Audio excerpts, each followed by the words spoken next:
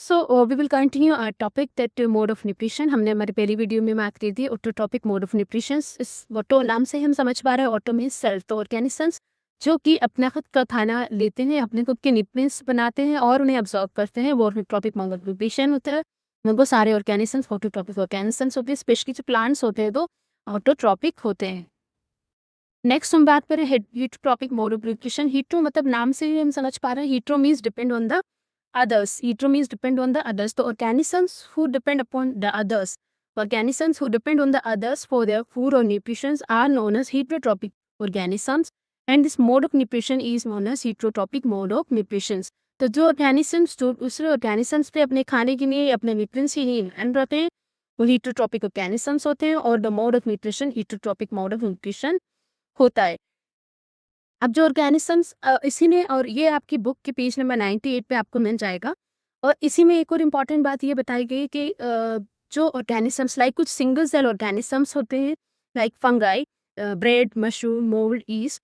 ये सारे organism obviously क्योंकि ये सिंगल सेल ऑर्गेनिज्म से सिर्फ एक ही सेल से बने हुए हैं तो इनके पास हमारी तरह अलग अलग पार्ट्स नहीं है. जैसे हमारी बॉडी में हर काम को करने के लिए बहुत सारे ऑर्गेन्स होते हैं, अलग अलग टास्क परफॉर्म करते हैं. क्योंकि ये सिंगल सेल ऑर्गेनिजम्स होते हैं, इनके पास सिर्फ एक ही सेल होता है तो ये जो भी करते हैं वो बस उसी एक सेल की हेल्प से करते हैं. तो ये अपना इतना इनके पास ऑर्गेन्स नहीं है कि ये सारा इतना कॉम्प्लेक्स प्रोसेस जो है वो बॉडी के अंदर करे. तो ये क्या करते हैं कि जो फूड होता है अपना उसको बाहर ही ब्रेक डाउन कर लेते हैं और डायरेक्टली उनसे आउटर सरफेस से उन पास से ये न्यूट्रिएंट्स को अब्जॉर्व कर लेते हैं डायरेक्टली.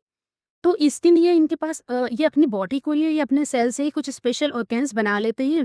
इनकी हेल्प से ये अपने फूड को अब्जॉर्व कर लेते हैं. लाइक हम अगर इसकी बात करें बैक्टीरिया की, तो बैक्टीरिया जो होती है इसके पास लाइक अमीबा, हम अमीबा की अगर बात करें तो अमीबा की बॉडी जो होती है सेल की वो अपने आप एक फिंगर लाइक प्रोजेक्शन अपनी बॉडी से बना लेती है जिसे सूडोपोडिया कहते हैं. और सूडोपोडिया की हेल्प से ये खाने को या न्यूट्रिएंट्स को डायरेक्टली बाहर से ही अब्जॉर्व कर लेती है.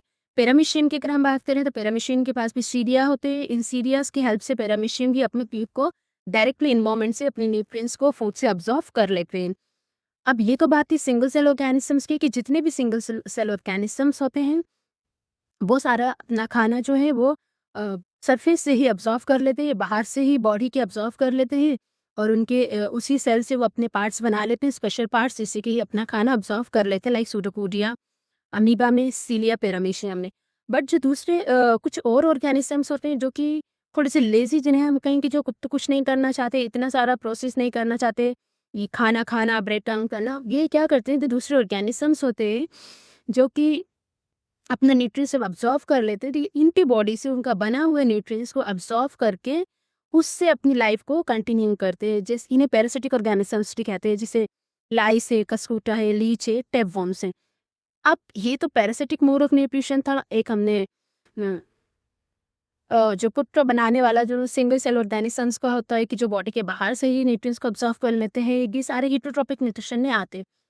अब जो हम बात करें मल्टी सेलुलर ऑर्गेनिजम्स की, तो मल्टी सेलुलर ऑर्गेनिजम्स क्या करते हैं, ये जितना भी फूड होता है ये पहले इसको बॉडी के अंदर इनटेक कर लेते हैं.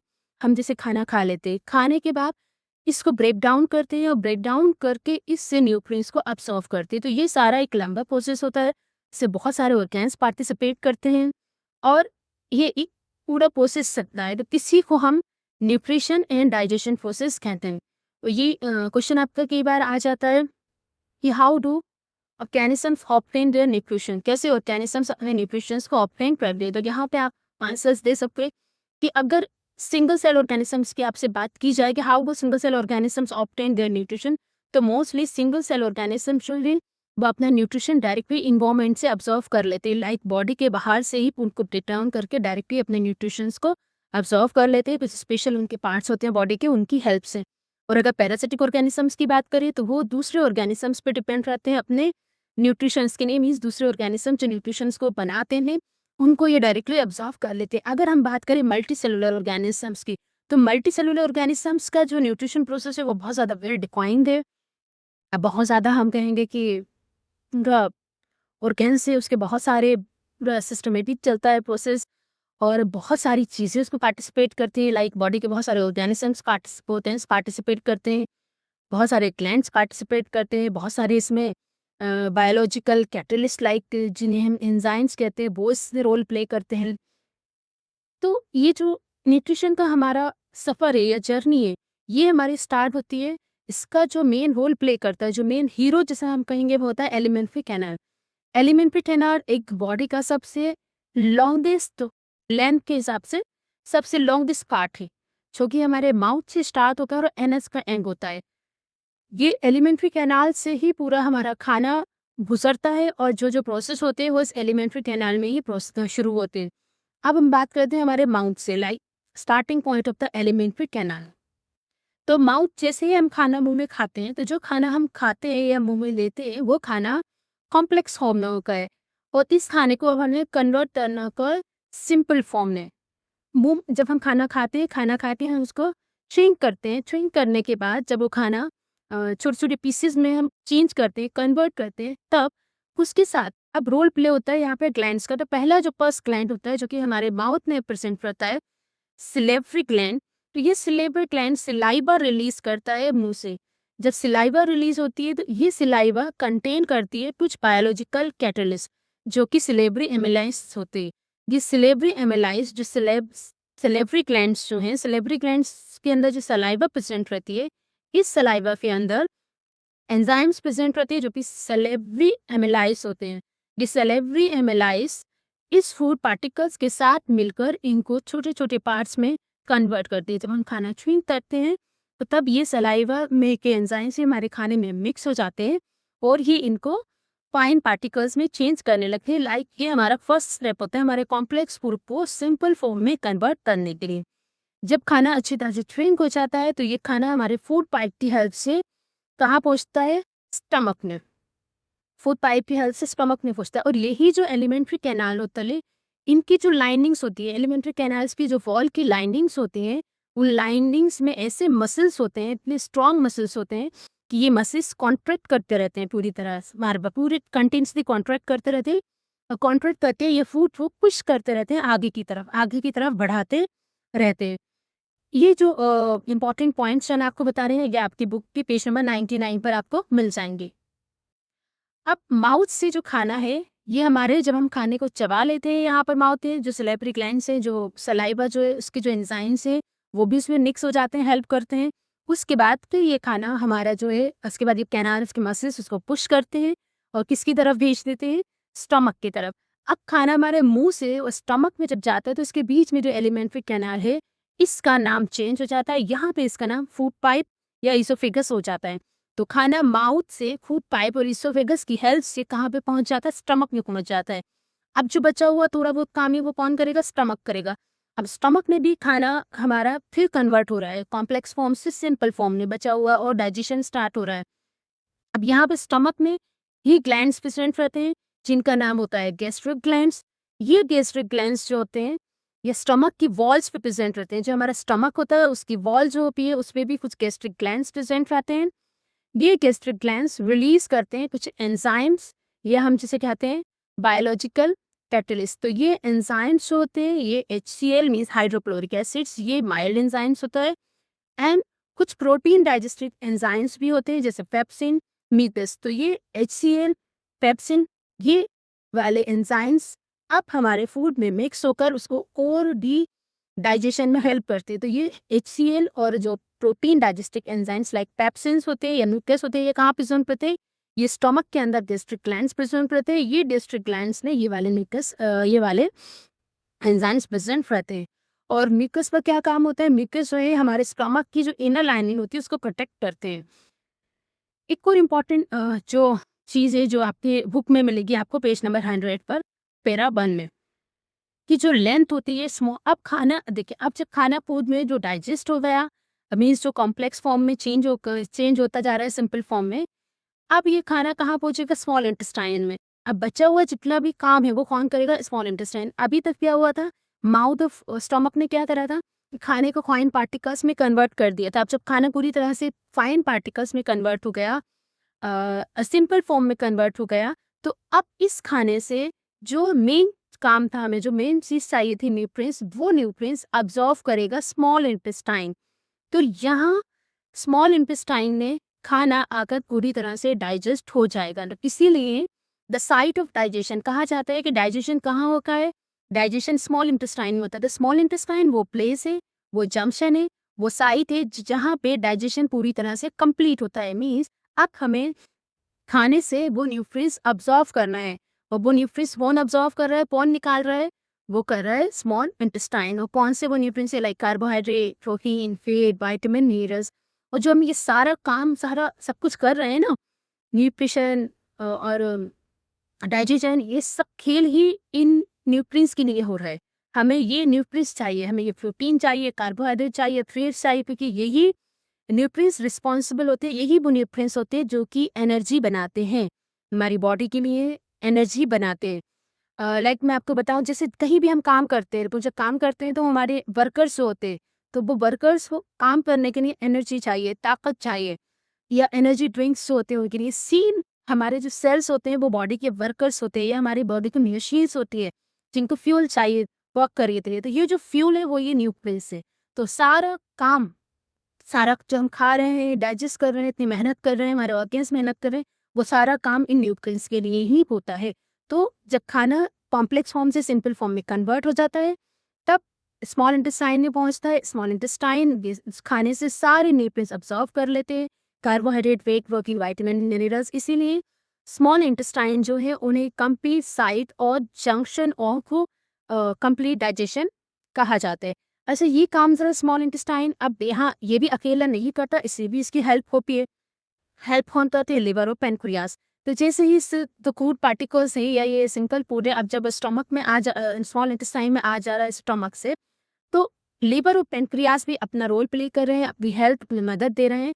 ये कुछ सीक्रेशंस या कुछ एंजाइम्स रिलीज करते हैं, और रिलीज कर कर स्मॉल इंटेस्टाइन में पहुंचा देते हैं, जिससे कि ये उसमें मिलकर हेल्प करते हैं डाइजेशन में, इस खाने को डाइजेस्ट करने में हेल्प करते हैं। ऑल्सो जब फूड से जो खाना आता है वो एसिडिक फॉर्म में होता है, एसिडिक मीडियम्स में होता है, इसी स्मॉल इंटेस्टाइन ने इसी जगह पर ये एसिडिक फूड जो है ये कन्वर्ट हो जाता है अल्कलाइन फॉर्म में। वो इस सारे काम में, लाइक डाइजेशन ने या इसको एसिडिक फॉर्म से अल्कलाइन फॉर्म में कन्वर्ट करने में, जो इनकी ये जो लिवर और पेनक्रियास जो सीक्रेशंस फेस ने, ये इसमें इनकी हेल्प करते हैं। अच्छा, यहाँ पे एक और इम्पॉर्टेंट बात मैं आपको बताती हूँ कि जो लेंथ होती है स्मॉल इंटेस्टाइन की, वो डिपेंड करती है अलग अलग ऑर्गेनिजम्स में उनके खाने पर। मीन्स आप किस तरह का खाना खा रहे हो, उसके बेस पर आपके लेंथ जो होती है स्मॉल इंटेस्टाइन की वो होती है।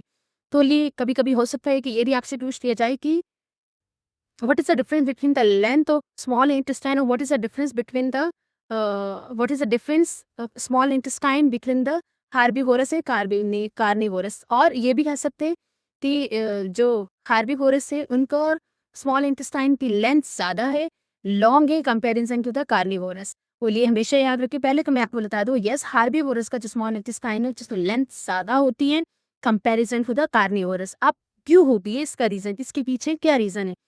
इससे पहले एक और बात मैं आपको बताती हूँ, जितने भी हम लोग होते हैं, हम सारे प्लांट्स होते हैं उनके सारे पार्ट्स को हम फीड करते हैं, खाते हैं। लाइक हम लीव्स खाते हैं, वेजिटेबल्स के कोहने, फ्रूट्स खाते हैं, फ्लावर्स खाते हैं, रूट्स भी खाते हैं, स्टेम्स भी खाते हैं प्लांट्स के पार्ट्स। बट हम लोग ग्रास नहीं खाते, घास नहीं खाते। क्यों? सब चीज़ें खा सकते पर घास नहीं खाते, क्योंकि ग्रास जो होते हैं उसमें सेलुलोज प्रेजेंट करता है, वो सेलुलोज हम डाइजेस्ट नहीं कर सकते। सेलुलोज से सिर्फ कार्बीवोरस ऑर्गेनिजम्स ही डाइजेस्ट कर सकते। तो हम क्यों सेलुलोज को डाइजेस्ट नहीं कर सकते? अब यहाँ पे आपको ये रोल प्ले करेगा, क्योंकि हमारी बॉडी का जो स्मॉल इंटेस्टाइन है वो इतना बड़ा नहीं है, उसकी लेंथ इतनी बड़ी नहीं है जितनी कि हार्बीवोरस ऑर्गेनिजम्स की है। क्योंकि सेलुलोज जो है वो बहुत ज़्यादा कॉम्प्लेक्स है, कि इसको डाइजेस्ट करना सो ईजी आसान काम नहीं है, हमारे बस की बात नहीं है। क्योंकि हमारा सेलुलोज को डाइजेस्ट होने में बहुत ज़्यादा टाइम चाहिए, और इसीलिए उनकी जो हार्बीवोरस है उनका स्मॉल इंटेस्टाइन जो उसकी लेंथ बहुत बड़ी होती है, तो वो सेलुलोज को डाइजेस्ट कर सकते हैं। बट क्योंकि हमारे स्मॉल इंटेस्टाइन की लेंथ इतनी बड़ी नहीं है, तो हम सेलुलोज को डाइजेस्ट नहीं कर सकते। तो यहाँ पे आपके 2 क्वेश्चंस का आपको आंसर मिलेगा कि क्यों हम ग्रास ईट नहीं कर सकते, या क्यों हम ग्रास को डाइजेस्ट नहीं कर सकते बट हार्बीवोरस ऑर्गेनिजम्स कर सकते हैं, या तो हम ग्रास नहीं खा सकते, हार्बीवोरस ऑर्गेनिजम्स खा सकते हैं, क्योंकि ग्रास में सेलुलोज परसेंट रहता है, और हमारे स्मॉल इंटेस्टाइन की कैपेसिटी नहीं है, लेंथ नहीं है इतनी कि वो उस सेलुलोज को डाइजेस्ट कर पाए। इसलिए ग्रास में हम खाते हैं। हार्बीवोरस ऑर्गेनिजम्स होते हैं, उनकी स्मॉल इंटेस्टाइन की लेंथ इतनी ज़्यादा होती है, वो कैपेबल होती है सेलुलोज को डाइजेस्ट करने के लिए, इसलिए वो ग्रास खा सकते हैं। तो यही वजह है कि उनकी जो स्मॉल इंटेस्टाइन है वो डिफरेंट होते हैं। तो नेक्स्ट जब हम बात करें अब जो टॉपिक हम जो पॉइंट्स हम डिस्कस करेंगे वो आपके ग्रुप पेज नंबर 5 पे पैरा सेकंड से आपको मिल जाएगा। हमने आपको अभी जो पहले अभी थोड़ा बताया था कि जो लिवर और पैनक्रियाज हैं, वो भी सिक्रेशंस जो हैं या एंजाइम्स जो हैं वो सीक्रेट करते हैं, और ये एंजाइम्स जो हैं वो इंटेस्टाइन स्मॉल इंटेस्टाइन को पहुंचा देते हैं, और स्मॉल इंटेस्टाइन इसको यूटिलाइज करते हैं डाइजेशन में या न्यूट्रिएंट्स को अब्सॉर्ब करने में। तो अब कैसे हेल्प करते हैं? देखिए, जो पैनक्रियाज जो लीवर होते हैं, वो लीवर जो है वो कुछ बाइल जूस रिलीज करते हैं। तो हमारा लिवर होता है वो कुछ बाइल जूस रिलीज करते हैं, और ये जो बाइल जूस होता है, ये लिवर के अंदर जो बाइल ग्लैंड्स होता है, ये कुछ बाइल जूस रिलीज करते हैं, और ये बाइल जूस जो है वो कंटेन करते हैं एंजाइम जिन्हें कि बाइल सॉल्ट्स कहते हैं। ये बाइल सॉल्ट्स जो हैं हमारे स्मॉल इंटेस्टाइन में आते हैं और डाइजेशन में हेल्प करते हैं। अब कैसे हेल्प करते हैं वो मैं आपको बताती हूँ कि जो फेट्स होते हैं, जब स्मॉल इंटेस्टाइन फेट्स को डाइजेस्ट करने की कोशिश करता है, तो उसमें डाइजेशन में हेल्प कौन करता है? एंजाइम्स हेल्प करते हैं ऑब्वियसली। तो जब ये एंजाइम्स फेट्स को एमल्सिफाई करते हैं या फेट को डाइजेस्ट करने की कोशिश करते हैं, तो वो थोड़ा-सा इन एंजाइम्स के लिए डिफ़िकल्ट होता है, क्योंकि जो फेट्स होते हैं, वो प्रेज़ेंट जो रहते हैं स्मॉल इंटेस्टाइन में वो लार्ज ग्लोब्यूलस के फॉर्म में प्रेज़ेंट होते हैं। लगभग बड़े-बड़े ग्लोब्यूलस प्रेज़ेंट रहते हैं पेट के, जो कि एंजाइम्स के लिए बहुत डिफ़िकल्ट होता है डाइजेस्ट करना। तो लिवर के जो ग्लैंड्स हैं, वो जो रिलीज़ करते हैं एंजाइम बाइल जूस, वो बाइल जूस कंटेन करता है बाइल सॉल्ट्स। अब जब जैसे ही लिवर ये बाइल सॉल्ट्स स्मॉल इंटेस्टाइन को भेजता है, तो ये बाइल सॉल्ट जाते हैं और जाकर उन फेट के बड़े-बड़े ग्लोबुलस को तोड़ देते हैं, ब्रेक कर देते हैं, कन्वर्ट कर देते हैं स्मॉल ग्लोबुलस। तो जब ये लार्ज ग्लोबुलस पेट के जब स्मॉल ग्लोबुलस में कन्वर्ट हो जाते हैं, तो फिर एंजाइम्स के लिए ईज़ी हो जाता है उन पे एक्ट करना और उनको डाइजेस्ट करना। तो इन सब चीज़ों से देखिए, हर चीज़ का एक अपना-अपना रोल है, हर एक चीज़ का अपना-अपना एक फंक्शन है। तो लिवर जो सीक्रेट कर रहा है एंजाइम्स, क्यों सीक्रेट कर रहा है? क्योंकि फेट्स जो होते हैं इंटेस्टाइन में वो लार्ज ग्लोबुलस के फॉर्म में प्रेज़ेंट रहते हैं, जो कि एंजाइम्स के लिए डिफ़िकल्ट होता है उन पे एक्ट करना या उनको ब्रेक डाउन करना। तो सॉल्ट जो है यहाँ पे बाइल सॉल्ट्स जो हैं, जो कि लिवर भेज रहा है, ये बाइल सॉल्ट्स वहाँ पे हीरो बनकर आते हैं, आकर उनको तोड़ देते हैं, ब्रेक डाउन कर देते हैं और उन पे स्मॉल ग्लोबुलस में कन्वर्ट कर देते हैं, और अब ये स्मॉल ग्लोबुलस जो हैं, इनको इज़िली ये डाइजेस्ट हो जाते हैं, ब्रेक डाउन हो जाते हैं। इसी तरह से जो प्रोटीन है, जो पैनक्रियाज़ है, ये पैनक्रियाज़ भी सीक्रेट करते हैं ग्लैंड्स। अब ये पैनक्रियाटिक ग्लैंड्स जो हैं, ये जो एंजाइम जो रिलीज़ करते हैं वो पैनक्रियाटिक जूस कहलाता है। मीन्स पैनक्रियाज़ के जो ग्लैंड्स होते हैं, वो पैनक्रियाटिक ग्लैंड्स रिलीज़ करते हैं पैनक्रियाटिक जूस। अब ये पैनक्रियाटिक जूस भी 2 एंजाइम्स कंटेन करता है, ट्राइप्सिन एंड लाइपेज़। ट्राइप्सिन और लाइपेज़ दोनों, क्योंकि ये दोनों ही कहा जाते हैं एंजाइम्स, ये सारे स्मॉल इंटेस्टाइन में पहुँचते हैं और स्मॉल इंटेस्टाइन में ये हेल्प करते हैं। अब क्या हेल्प करते हैं? अब यहाँ भी देखिए कि जो लिवर जो एंजाइम भेज रहा है वो भी हेल्प कर रहा है फैट को सिंथेसाइज़ करने के लिए या फैट को एमल्सिफाई करने के लिए। बट पैनक्रियाज़ जो एंजाइम्स भेज रहे हैं वो हेल्प करते हैं प्रोटीन को डाइजेस्ट करने के लिए। दोनों काम करते हैं। जो पैनक्रियाटिक एंजाइम्स है वो प्रोटीन और फैट दोनों को करते हैं, मीन्स प्रोटीन को डाइजेस्ट करते हैं और फैट को एमल्सिफाइड करते हैं। तो अब पर इसमें भी ये कंडीशन कि पैनक्रियाटिक जूस जो होते हैं वो 2 होते हैं, उसमें 2 एंजाइम्स होते हैं, उसमें से एक ट्राइप्सिन होता है और एक लाइपेज़ होता है। ये ट्राइप्सिन जो है वो तो वो प्रोटीन को डाइजेस्ट करते हैं, और लाइपेज़ जो है वो फैट को एमल्सिफाई करते हैं। तो पैनक्रियाज़ के जो एंजाइम्स हैं वो भी डाइजेशन में इस तरह से हेल्प कर रहे हैं स्मॉल इंटेस्टाइन में। तो अब क्या हुआ कि जो हमारा स्मॉल इंटेस्टाइन है उसमें जो वो न्यूट्रिएंट्स है, लाइक प्रोटीन है, कार्बोहाइड्रेट